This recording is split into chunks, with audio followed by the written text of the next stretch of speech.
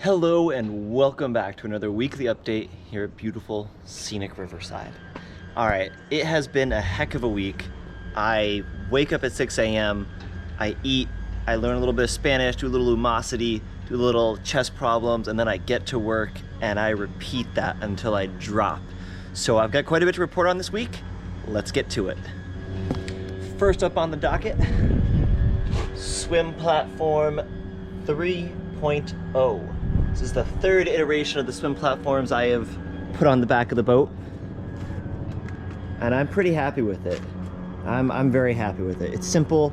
I wanted to add a handle, I wanted to do this, I wanted to do that to it, but this is pretty much the final product, with the exception of a stainless steel rub rail that's going to go around this, not quite to the back there, but you get the idea. This will be great for laying, relaxing on, and of course the swim platform will attach here onto this beautiful boss that I built the past couple weeks.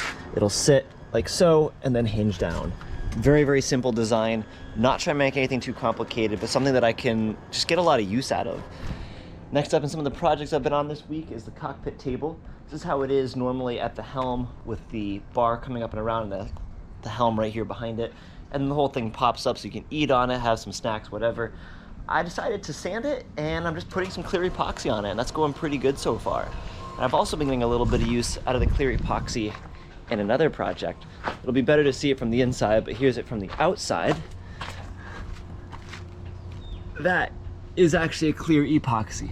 I still need to sand it so you can actually see through it, but that will be my Periscope. Pretty cool little function. All right, next up we got a few things up on the bow that's been different.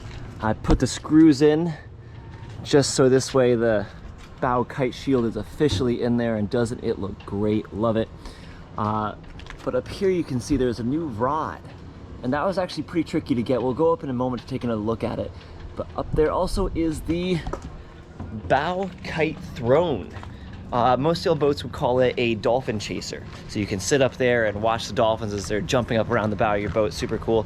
But for me, I plan on using it as a place to do that, but also to fly my kite from and use my kiteboarding kite as a downwinding spinnaker sort of thing, but taking up not nearly the amount of space, and obviously have it on board for fun and stuff.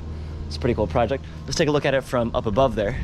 So it's still drying, that's why I don't have the hose clamps down all the way, but it just fits directly on to the pulpit here, and you can see, oof, I got it in there pretty good.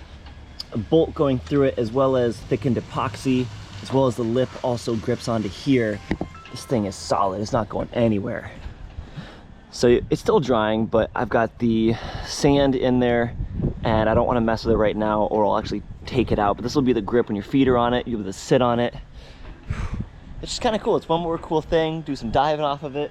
If you guys have seen any of my content from when I was in the Bahamas and stuff especially, I would always be stepping up onto this thing just for the fun of it while sailing. Now it'll be a little bit safer and much better supported. It's going pretty good. Down here, even on the decks, started scuffing the decks, or I should say, actually, I didn't scuff the decks at all. It was my patron, David Page, who's awesome. He came by and he's been helping me out like crazy. Thank you so much, David. He was working underneath the boat today sanding, and then when we got tired of that, I graciously, yeah, I had him doing the scuffing up here, so we'll be ready to paint this very, very soon. Also up here that's new, look at that beautiful wood. Ooh. So it's probably not the way you're supposed to do it, but it worked out. I took my pressure washer to all of my teak that's outside, and then I did at least 2 coats of teak oil, which actually was kind of expensive. It was like 50 bucks just for, maybe a little more than that even, yeah. Maybe like 60 bucks just for the teak oiling alone. But the wood looks fantastic, and I'm really, really happy with that. I've tried to do this once before, but I think I just didn't do enough coats. And every time I walk by this, I'm really happy. You'll see that there is some oil here from the teak oil. That's no problem. It's gonna be scuffing and painting this anyway. Let's move on to the next project. So take a look behind me, and the windows are done. I did that in like 2 hours with a handheld grinder, a metal cutting bit, and then a flapper disc. And it worked out spectacularly. They've got some dust on it because this is a very dusty place, and you can see some of this here. I used 3M 4000 UV, sort of like a caulking. And this one I did a lot better, but that's okay because I can just take the plastic razor blade and I can clean all this up. But the point is this is in here really, really, really solid.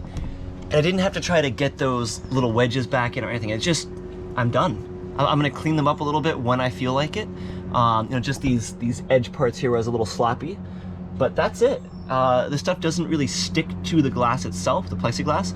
It actually sticks to the metal, but it doesn't even need to do that. It just needs to hold its own shape, which sort of forms like an L, which it does. So I'm done. Another boat project done. Let's check out the next one.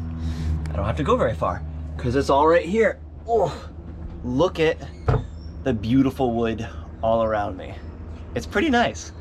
So if you would have seen it in other videos, this wood would have been very kind of like chalky looking, very whitish, just bleached out. Again, pressure washer, at least 2 coats over, I think about a week period of the teak oil, done. This, the hardwood planks were also looking pretty bleached and dirty and nasty looking. Epoxy, which is my new favorite substance to work with, and then I put the sand grit in it as well so I would have traction against it, you know, in case I do take the cushions off or whatever, I'm in high seas. Another boat project done. And here you can see where the table would be, but right now I'm just fixing it up. 2 bolts will put that back in, no problem. I'm kind of curious to actually see how the table turns out, and it's just going to be a see-through, you know, clear epoxy there.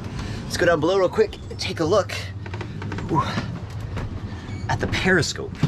Now, it's not terribly clear so far, which I'm not thrilled about, but you can at least see the light through it. I just have to do some sanding to actually get that last layer clear. Let me pull up some floorboards so you can see. So this is it. This was one of my through holes that did originally have this little speedometer, but I've never used it. I've always had this other plug in here. So right now what you're seeing, let's see what the camera looks like. Ooh, there we go. Yeah. Down there's the bottom. My hope is that once I clean that and, you know, scuff it with a high grit sandpaper, you know, and go however high I need to until it has a smooth finish to it, that then I'll be able to put a hole in the wood, sort of like this one right here, and you could just be sailing along, somebody could come down, they could just take a look and see, or you could be at anchor, you could be moving into an anchorage and you're not sure if it's sandstone or sand, big difference, but really hard to tell. You look down and you're like, oh, nothing's moving, it's a solid, it's sandstone. So I thought that's kind of cool. But we're not done yet. I've been busy this week and there's even more. Let's check out the next project. All right, you guys, big reveal. I got my water maker for the low, low price of $3,000. Everything I need is in this box, and then the motor is in this one. I'm not gonna take too much out because I'm not ready to install this just yet, and these will be their own full videos. That's what I'm gonna plan to be doing. My plan at the moment is to finish what I need to on the boat. Painting the bottom, anchor chain, hopefully I can get a new propeller, things like that. Get all that squared away so if I have to, I can splash the boat and then figure this out later because I could store this someplace else on board. But the bottom line is I gotta stop starting new projects and finish out the ones that I've got. So I have a new timeline that I do need to meet though for having my major projects onto the boat, which is April 1st.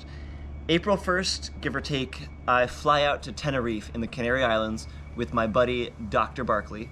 He's the guy who generously lends me his van and that I've been generously working on his van for and all that kind of fun stuff.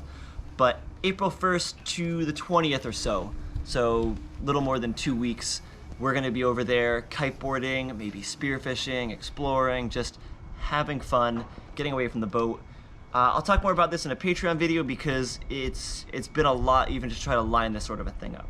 But speaking of which, I do want to say a very big shout out and thank you to my patrons.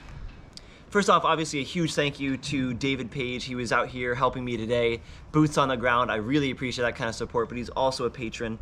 Renee, Todd, Jeff, Dustin, Rolling with the Tide, Evan, and Alexander. You guys are awesome. Thank you so much. They get first access to all of my Patreon videos as well as content I don't just post anyway. So if you guys want to see more about this, more in-depth, more about how I actually accomplish these things, feel free to check that out in the description below. Other than that, thank you guys so much. I'll catch you next week.